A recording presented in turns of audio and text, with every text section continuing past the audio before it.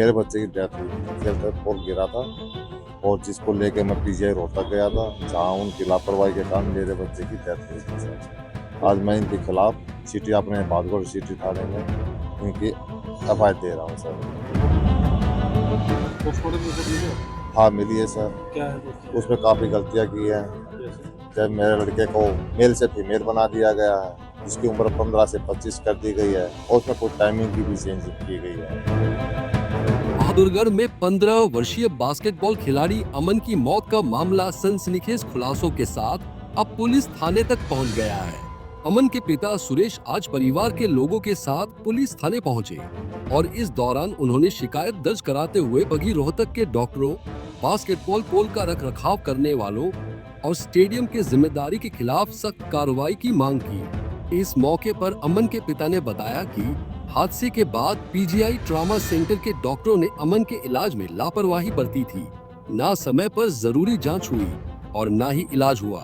उन्होंने यहां तक बताया कि अमन की पोस्टमार्टम रिपोर्ट में भी भारी लापरवाही की गई है। रिपोर्ट में अमन को मेल की जगह फीमेल बताया गया है और उम्र भी 15 की जगह 25 वर्ष लिखी गई है।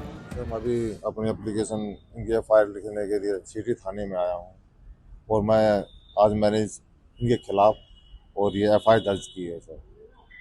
एप्लीकेशन किया है? एप्लीकेशन दी है जी। किसके खिलाफ दी है और क्या ये खेल प्रशासन और पीजीआई के खिलाफ सर। क्या हुआ था? मेरे बच्चे की डेथ हुई थी सर। खेल प्रशासन खेलते पोल गिरा था और जिसको लेके मैं पीजीआई रोहतक गया था, जहां उनकी लापरवाही के कारण मेरे बच्चे की डेथ हुई थी सर। आज मैं इनके खिलाफ सिटी अपने भादगढ़ सिटी थाने में इनकी एफआईआर दे रहा हूँ सर। पोस्टमार्टम रिपोर्ट मिली आपको? हाँ मिली है सर। क्या है पोस्टमार्टम? उसमें काफ़ी गलतियाँ की हैं। जैसे? जब मेरे लड़के को मेल से फीमेल बना दिया गया है, जिसकी उम्र 15 से 25 कर दी गई है और उसमें कुछ टाइमिंग की भी चेंज की गई है। क्या टाइम?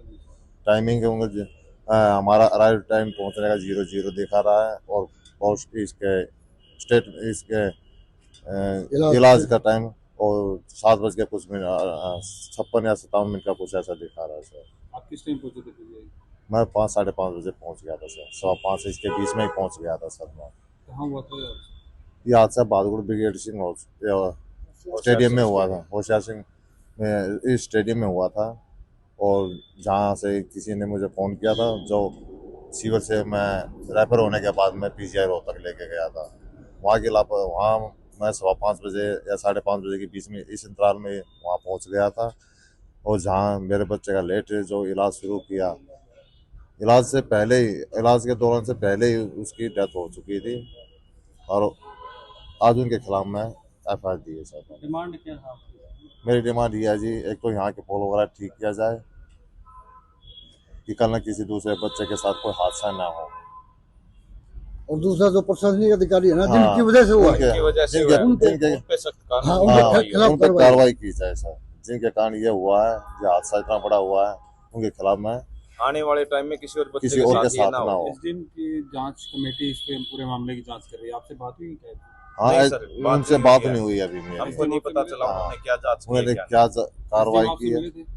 एसडीएम से मिला था, उन्होंने सिर्फ 5 लाख की जो राहत कोष उसके सिलसिले में बात की थी। उन्होंने मेरे साइन भी दिए थे और मेरे अकाउंट में 5 लाख भी डाले थे। मुझे उस टाइम ये नहीं पता था किस चीज़ पे साइन करा रहे हैं, किस चीज़ पे नहीं करा रहे हैं।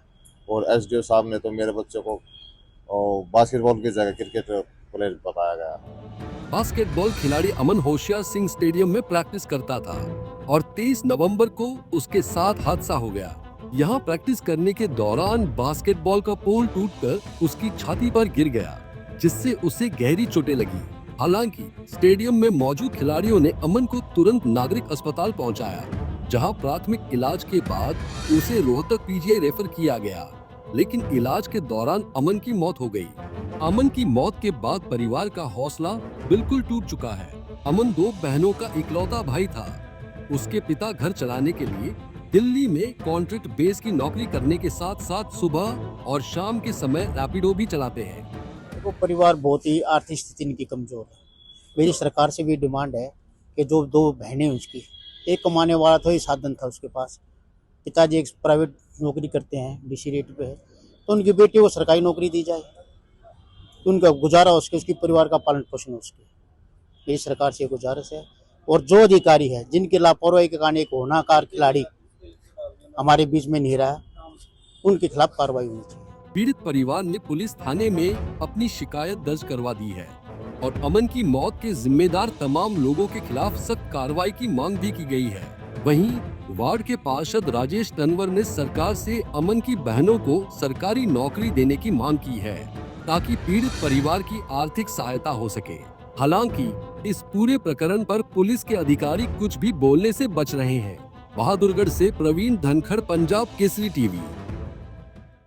हमसे जुड़े रहने के लिए हमारे YouTube चैनल को सब्सक्राइब करें और नई वीडियो की नोटिफिकेशन के लिए बेल आइकॉन को दबाएं।